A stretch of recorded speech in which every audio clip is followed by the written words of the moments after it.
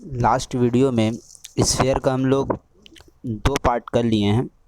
ये 3rd part है sphere chapter का। इस पार्ट में हम लोग क्या सीखेंगे, हेमीस्फेयर। चूँकि लास्ट जो भी हम लोग एक्सरसाइज का क्वेश्चंस किए हैं, जितना भी क्वेश्चंस किए हैं हम लोग, वो सब आपका स्फेयर के ऊपर था, हेमीस्फेयर के ऊपर नहीं था। हेमीस्फेयर किसको बोलेंगे? एक स्फेयर का आधा पार्ट को अगर हम लोग लेंगे, उसको हाफ कर देंगे तो वो हो जाएगा हेमीस्फेयर। जैसे अगर एक बॉल लिए, एक बॉल को बीच से आधा कर दिए तो वो हो जाएगा हेमीस्फेयर। और हेमीस्फेयर का शेप ऐसा ही आएगा, ये होगा हेमीस्फेयर। जैसे एक जो प्याला होता है घर में, वो भी क्या होता है, हेमीस्फेयर शेप का होता है। तो ये सब हेमीस्फेयर है। हेमीस्फेयर का जो कर्व सरफेस एरिया होता है, हेमीस्फेयर में दो टाइप का सरफेस एरिया होता है, दोनों हम लोग करेंगे। एक होता है curve surface area. Curve surface area किसको बोलेंगे? अगर एक हेमीस्फेयर है, इसका सिर्फ और सिर्फ ऊपर का पार्ट, ये वाला पार्ट, इस पार्ट को, इस एरिया को हम लोग बोलते हैं कर्व सरफेस एरिया। जैसे अगर एक कांच का प्याला है, तो जितना हिस्सा में कांच है, उस एरिया को हम लोग क्या बोलते हैं? Curve surface area of the hemisphere बोलते हैं। ये हम जो डार्क किए हैं, ये वाला पार्ट, इसी को हम लोग क्या बोलेंगे? कर्व सरफेस एरिया बोलेंगे। तो कर्व सरफेस एरिया का फॉर्मूला क्या होगा? अगर पूरा स्फेयर रहता तो उसका एरिया होता 4πr²। लेकिन चूंकि आधा है ये, तो इसका हो जाएगा, इसका आधा कर देंगे, 2 से डिवाइड कर देंगे तो 2 कैंसिल हो जाएगा, तो बचेगा 2πr²। तो वही यहाँ पे लिख दिए हैं 2πr², स्क्वायर यूनिट। ये हो गया हेमीस्फेयर का कर्व सरफेस एरिया। ध्यान रखना है, कर्व सरफेस एरिया। अब अगर होल सरफेस एरिया बोलेंगे, होल सरफेस एरिया का मतलब क्या हुआ? या फिर बोलेगा total surface area of the hemisphere, या कहीं कहीं पे ऐसा शेप बोल देगा जिससे समझ में आ जाए कि वो कर्व सरफेस एरिया का बात कर रहा है या टोटल सरफेस एरिया का बात कर रहा है। तो जब भी total surface area, whole surface area का बात होगा, तो होल सरफेस एरिया का फॉर्मूला होता है 3πr²। Curve surface area 2πr² था और टोटल सरफेस एरिया होगा 3πr²। कैसे आया ये भी समझ लीजिए। यहाँ पे अगर हेमीस्फेयर देखेंगे तो ये आधा हुआ हेमीस्फेयर, लेकिन अगर प्याला जो रहता है उसका ऊपर का हिस्सा देखेंगे तो वो गोल होता है ऐसा। तो ऊपर का ये जो एरिया है, यहाँ से यहाँ तक का तो कर्व सरफेस एरिया हुआ, ये वाला पार्ट, ये हो गया 2πr²। लेकिन जो ऊपर का एरिया है, ये वाला, ये पार्ट, ये तो सर्कल शेप का है, और इसका एरिया, सर्कल का एरिया होता है πr²। तो 2πr² में अगर πr² ऐड कर देंगे तो हो जाएगा 3πr²। तो whole surface area of the hemisphere, hemisphere का होल सरफेस एरिया या टोटल सरफेस एरिया क्या होगा? 3πr² होगा। अब आते हैं वॉल्यूम में। Volume of the hemisphere, hemisphere का अगर वॉल्यूम लेंगे, चूँकि स्फेयर का वॉल्यूम होता है 4/3πr³, 4/3 होता है πr³। तो अगर हेमीस्फेयर मतलब आधा, तो आधा करेंगे तो 4 का आधा क्या हो जाएगा? 2 हो जाएगा। इसीलिए इसका वॉल्यूम का फॉर्मूला होगा 2/3 4r³। वॉल्यूम का formula, volume of the hemisphere 2/3 πr³। अब आते हैं, हम लोग एक क्वेश्चन करेंगे, क्वेश्चन नंबर 6।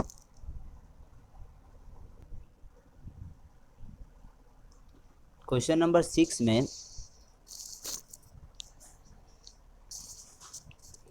6 नंबर में क्या बोल रहा है कि 127 2/7 square centimetre of sheet is required to make a hemispherical bowl. एक हेमीस्फेरिकल बॉल मतलब प्याला जो है वो बना रहा है, तो उसको बनाने के लिए 127 2/7 स्क्वायर सेंटीमीटर सीट का ज़रूरत पड़ रहा है।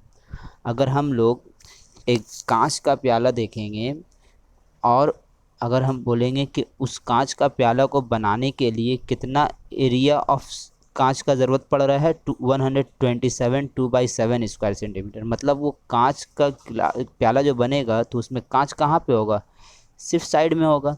इसका मतलब ये हुआ कि इस एरिया में सिर्फ कांच यूज़ होगा, तो इस एरिया को हम लोग हेमिस्फीयर का क्या बोलते हैं, कर्व सरफेस एरिया बोलते हैं।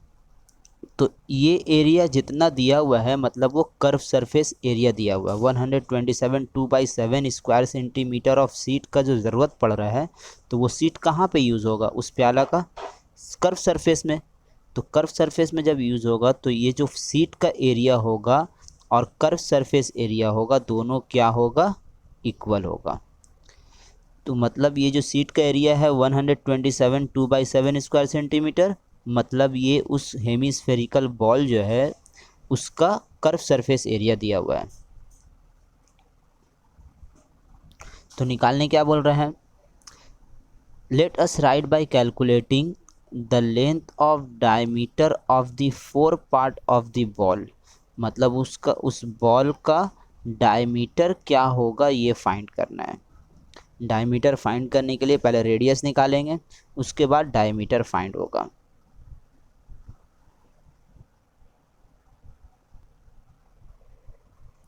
तो 6 नंबर में डायमीटर निकालना है, जो गिवन है वो तो लिखेंगे हम लोग पहले। सबसे पहले चूँकि डायमीटर फाइंड करना है तो इस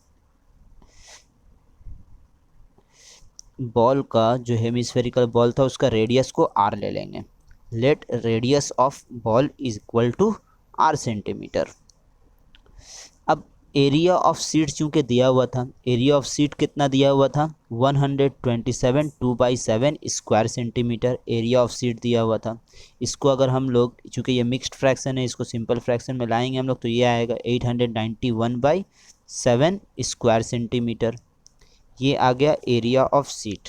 ये जो एरिया ऑफ सीट है इस बॉल का, एक्चुअली में ये उस बॉल का कर्व सरफेस एरिया दिया हुआ है, मतलब उस हेमिस्फेरिकल बॉल का कर्व सरफेस एरिया दिया हुआ है। तो इसीलिए हम लोग डायरेक्ट लिख देंगे curve surface area of bowl equal to 891/7 square centimetre. अब चूंकि कर्व सरफेस एरिया का फॉर्मूला होता है, कर्व सरफेस एरिया का बात हो रहा है हेमिस्फेरिकल बॉल का, तो कर्व सरफेस एरिया का फॉर्मूला होता है 2πr square. 2πr square equal to 891/7। ये कर्व सरफेस एरिया का फॉर्मूला लिख दिए। 2 वैसे ही रहेगा, पाई का वैल्यू पुट किए 22/7, आर स्क्वायर भी वैसे ही है। ये सब को क्रॉस मल्टीप्लाई करके इक्वल टू का राइट हैंड साइड में ले जाएंगे तो ये 7 तो ऊपर चला जाएगा और ये 2 और 22 नीचे चला जाएगा, चूँकि ऊपर में है ये। तो ये आएगा 891 into 7 divided by 2 into 22 into 7, और यहाँ पे आर स्क्वायर वैसे ही रहेगा। अब यहाँ पे अगर कैंसिल करेंगे 11 से कैंसिल हुआ और 7 भी कैंसिल हो गया, तो ऊपर में 81 बचा, नीचे में 2 इंटू 2 मतलब 4। तो r इक्वल टू स्क्वायर हटाएंगे तो रूट आ जाएगा, रूट अंडर 81/4, मतलब r इक्वल टू 9/2 सेंटीमीटर। अब अगर डायमीटर निकालने बोला था तो diameter of bowl equal to क्या होगा, 2r, 2 इंटू 9/2, तो ये आ जाएगा आपका 2 और 2 कट जाएगा तो 9 centimetre diameter of the ball हो जाएगा।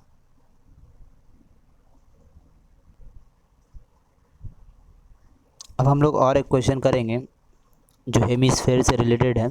क्वेश्चन नंबर 10 नंबर में क्या बोल रहा है, the length of diameter of base of a hemispherical tomb is 42 decimetre. बोल रहे एक हेमिस्फेरिकल टॉम्ब है, टॉम्ब किसको बोल रहे हैं, जो मस्जिद वगैरह में जो गुंबद वगैरह बना रहता है उसी को बोल रहे हैं। तो हेमिस्फेरिकल टॉम्ब है, उसका डायमीटर दिया हुआ है 42 डेसीमीटर। उसके बाद निकालने के बाद let us right bye calculating cost of colouring the upper surface of the tomb at the rate of ₹35 पर स्क्वायर मीटर। बोल रहा है कि अगर उसका अपर पार्ट को हम लोग, उस टॉम्ब का अपर पार्ट को, एक टॉम्ब ऐसा होगा हेमिस्फेयर शेप का है तो ऐसा शेप का होगा वो, इसका अपर पार्ट को क्या कर रहा है, वो कलर कर रहा है। तो जब अपर पार्ट को कलर करेगा तो हेमीस्फेयर का इस पार्ट को हम लोग क्या बोलते हैं, हेमीस्फेयर का इस पार्ट को हम लोग बोलते हैं कर्व सरफेस एरिया। ऊपर का हिस्सा का सिर्फ बात हो रहा है, तो इस पार्ट को हम लोग बोलेंगे कर्व सरफेस एरिया। तो इसका मतलब ये हुआ कि इस पूरा पार्ट को अगर कलर करने में कितना पैसा लगेगा ये निकालने बोल रहा है, और बोल दिया है कि 1 स्क्वायर मीटर को कलर करने में 35 रुपीज़ लग रहा है, 1 स्क्वायर मीटर को कलर करने में। तो पहले हम लोग निकालेंगे कि ये कितना स्क्वायर मीटर है, मतलब ये पूरा एरिया पहले निकालेंगे। पूरा एरिया क्या होगा, curve surface area. Curve surface area जितना निकलेगा वही इसका एरिया होगा। ये एरिया अगर निकल जाएगा, उस एरिया को इस 35 से अगर मल्टीप्लाई कर देंगे तो पता चल जाएगा कि टोटल कितना पैसा लगेगा ये पूरा को कलर करने में।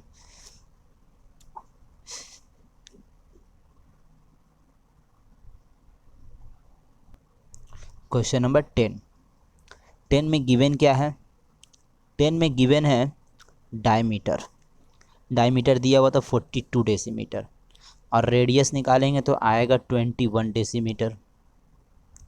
एक चीज़ समझने का है वहाँ पे कि जो कॉस्ट दिया हुआ है वो 35 पर स्क्वायर मीटर दिया हुआ है, पर स्क्वायर मीटर में दिया हुआ था। तो जो कॉस्ट दिया हुआ वो मीटर में जब दिया हुआ है तो हम लोग क्या करेंगे, इस एरिया को जो निकालेंगे उस वो एरिया भी क्या होना चाहिए, मीटर में होना चाहिए, स्क्वायर मीटर में। तो यहाँ पे तो डेसीमीटर दिया हुआ था डायमीटर, रेडियस निकल गया डेसीमीटर में, तो इसको पहले मीटर में कन्वर्ट करेंगे, और डेसीमीटर को मीटर में कन्वर्ट करने के लिए हम लोगों को 10 से डिवाइड करना पड़ेगा। तो 21/10 ये हो गया रेडियस। अब यहाँ पे स्पेलिंग थोड़ा गलत हो गया है, यहाँ पे रेट होगा रेट ऑफ कलरिंग। तो रेट ऑफ कलरिंग कितना होगा, रेट ऑफ कलरिंग दिया हुआ 35 पर स्क्वायर मीटर। 1 स्क्वायर मीटर का कॉस्ट कितना है, 35 रुपीज़ पर स्क्वायर मीटर। तो सबसे पहले कर्व सरफेस एरिया निकालेंगे। Curve surface area of the Tom हो जाएगा 2πr²। 2πr² फार्मूला होता है। यहाँ पे r का वैल्यू पुट करेंगे 21/10, यहाँ से निकल जाएगा 2 वैसे ही रहेगा, 22/7 भी वैसे ही रहेगा, इंटू आर पुट करेंगे तो 21/10 निकालेंगे, कैलकुलेट करेंगे। पूरा कैलकुलेट करने का ज़रूरत भी नहीं है, जितना भी आएगा एरिया उस एरिया को इस 35 रुपीज़ से लिख कर करेंगे टोटल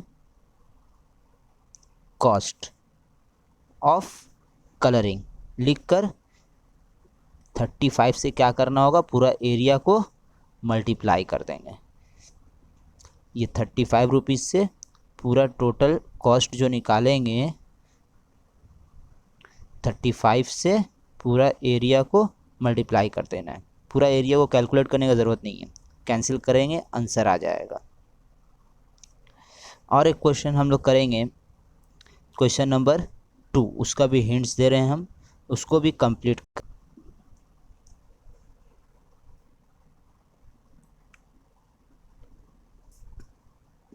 क्वेश्चन नंबर 2 में क्या बोला था, if the cost of making a leather ball is ₹431.20 at ₹17.50 per square centimetre.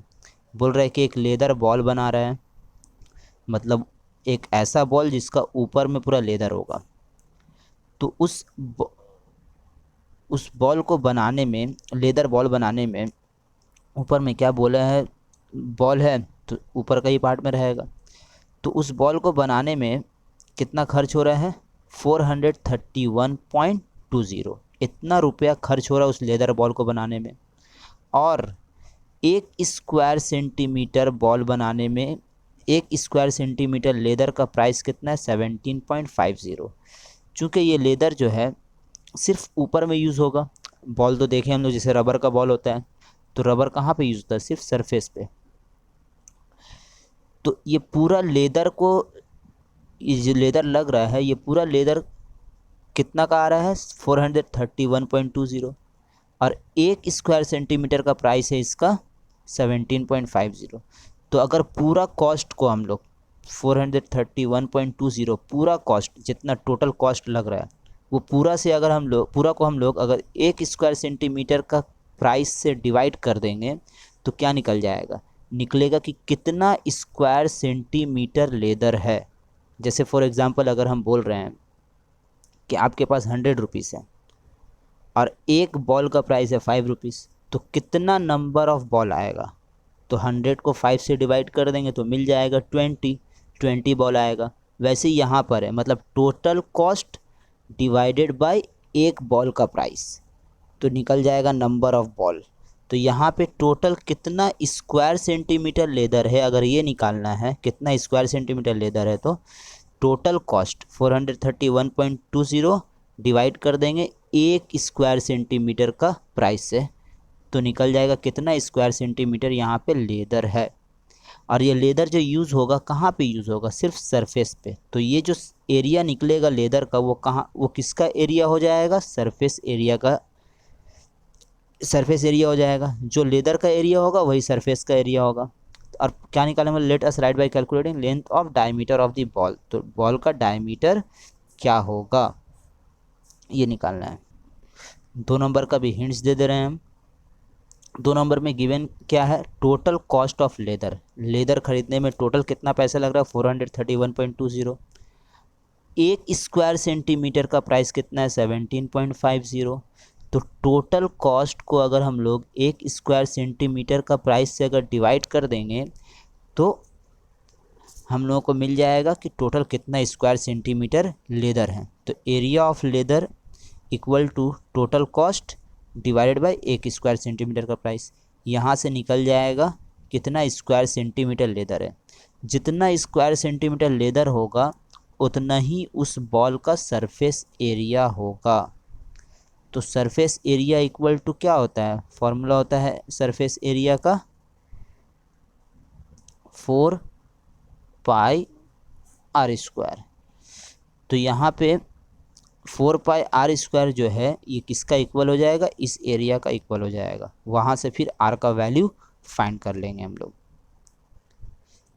और एक पार्ट बनाना, और एक पार्ट मिलेगा आप लोगों को जिसमें पूरा ये कंप्लीट हो जाएगा स्फीयर चैप्टर।